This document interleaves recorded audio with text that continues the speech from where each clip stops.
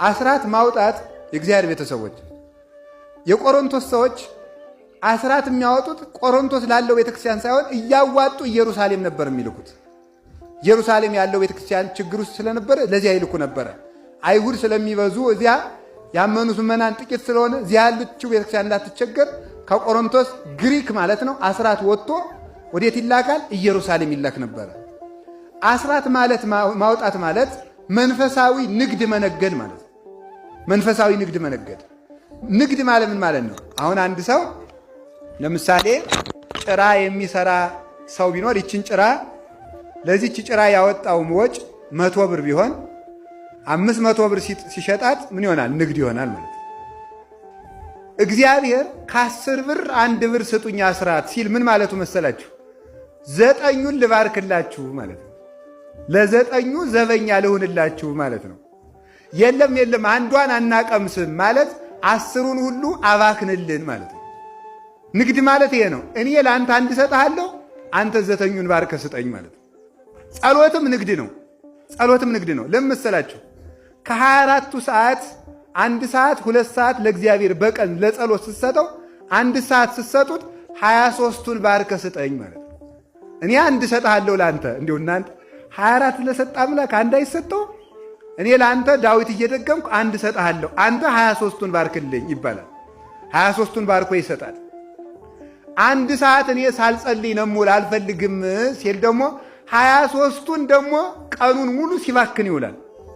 ያላሰበው ጠላት ተነስቶበት ሲጨቃጨቅ ፖሊስ ጣቢያ ውሎ የለም ማልጄ ሱቅ መክፈት ስላለብኝ ጸሎት አልጸልይም ይረፍዳል፣ በሌላ ቀን ጸልያለሁ ሲል እዚያ በኋላ አንዱ ይከሰውና ሱቁ 3 ቀን ይዘጋል፣ ወርም ይዘጋል ማለት ነው።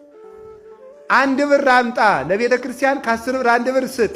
የለም ገና ሰርቼ አሁን የምሰራቸው ቤቶች አሉ፣ እነሱ ይጠነቀቁና አንድኛዬን ቤተ ክርስቲያን እንረዳለሁ ሲል አንድኛውን ተጠቅሎ ይሄዳል ማለት ነው። ወይ ደግሞ አንድ ኩላሊቱ 2ቱም ኩላሊቱ ተጎድቶ 2 ሚሊዮን 3 ሚሊዮን ብር ለምኖ የለፋበትን ንብረቱን ሁሉ ጥሎ ወያድግ። ተመልከቱ ምንድነው ያለ? ተመልከቱ ለባይድ ለማያውቀው አጠራቅሞ ይሄዳል። የአመፀኛን ገንዘብ አመፀኛ ይበላዋል ይላሉ አባቶቻችን።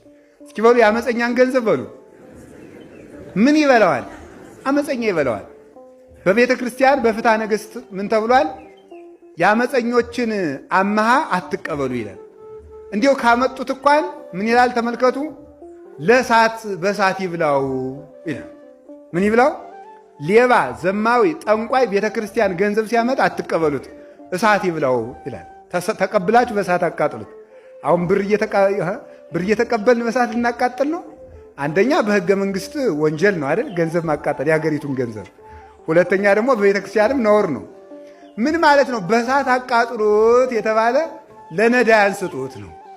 ከቤተ ክርስቲያን ላማ ለቅዳሴ አታስገቡን፣ ለነዳያን ስጡት ያመፀኛውን። እንዴት ነዳያን ለምን እሳት ተባሉ ሲባል እሳት በልቶ አያመሰግንም። ነዳያንም ችግራቸው አያመሰግኑም። 1 ብር ጣል ሲያደርግላቸው አሁን 1 ብር ምን ያደርጋል? ዳቦ ይገዛል። ምን አለ ብትጨምሩበት ይላል ማለት ነው። ተመልከቱ የሰጡትን ማመስገን ሲገባው። ሰውም በእርግጥ ሲሰጥ ዝርዝር ካለው ብቻ ነው የሚሰጠው። እንዲሁ እኮ ይገርመኛል። እኔም የራሱን በ50 ብር በ100 ብር ግጥም አድርጎ እየበላ ለእሱ ግን ዝርዝር ካለችና ይቅርታ ዝርዝር የለኝም ብሎ ይሄዳል። ይሄ ነውር ነው። ከልብ አለመስጠትን ያጠይቃል። ድሃ የሚጠየቀው ባለማመስገኑ ነው። ሀብታም የሚጠየቀው በንፍገቱ ነው። ድሃ የሰጡትን ተቀብሎ ማመስገን አለበት። እሳት አይመልስም፣ ነዳያንም መልሰው አይመልሱም። የበሉት ተበልቶ ይቀራል። ለነዳያን ስጡት የተባለ ይሄንን ነው። ስለዚህ ንግድ ማለት ጸሎትና አስራት ነው፣ ምጽዋት ነው።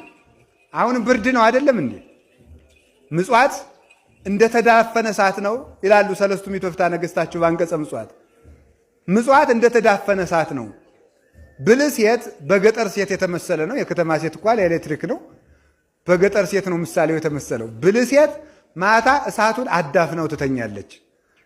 አዳፍና ትተኛና ማለዳ ቸነፈር ይሆናል። በቃ ዝናብ በሙሉ ጥልቅልቅ ሲል ማለዳ ነው ድንች የሚቀቀለው ለሚያርመው፣ ለሚጎለጉለው፣ ለሚያርሰው ሁሉ ማለዳ ሌት ትነሳና እሳቱን ገለጥ አድርጋ ድንቿን ትቀቅላለች።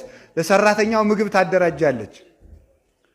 ሞኝቱ ደግሞ ምን ታደርጋለች? ደክሞኛል ከገሊት እጭራለሁ ሳትልና ለጥ ማታ። ኋላ እንደዚያ ስትል ምን ይሆናል? ማለዳን እልም ያለ ዝናብ እስከ 4 ሰዓት ይሆናል። ጎረቤት ዳ እሳት እንዳጭር በየት አልፋ እዚያ ኋላ ሰራተኛው ጦሙን ይውላል ማለት ይሄ ሞኝነት። ብልሂቱ ግን ምን ታደርጋለች? ማታ ምን ቢደክማት እሳቱን አዳፍናው ትተኛለች። ምድጃ የተባለ የድሃ ሆድ ነው። እሳት የተባለ ምጽዋት ነው። የብርድ ቀን የተባለ ክርስቶስ የሚመጣበት ቀን ነው። ለሚያስቸግረው ሰዓት ማታ ያዳፈናቻትን እሳት አንድ ዳ እንደሞቀቻት ዛሬ በድሃ ሆድ ያዳፈንካት የእንጀራ እሳት ነገ ክርስቶስ ሲመጣ ተገልጣ ትሞቃታለህ፣ ብርሃኗን ትቀበላታለህ። ተርበህ ቀደህ ያለበስክ ቆርሰህ ያጎረስክ እንደሆነ መድኃኔ ዓለም ነገ ሲመጣ ይሰጥሃል። እሱ ዘያስቲ ተወካፊ ነው። በነዳያን አድርጎ አድሮ ይቀበላል።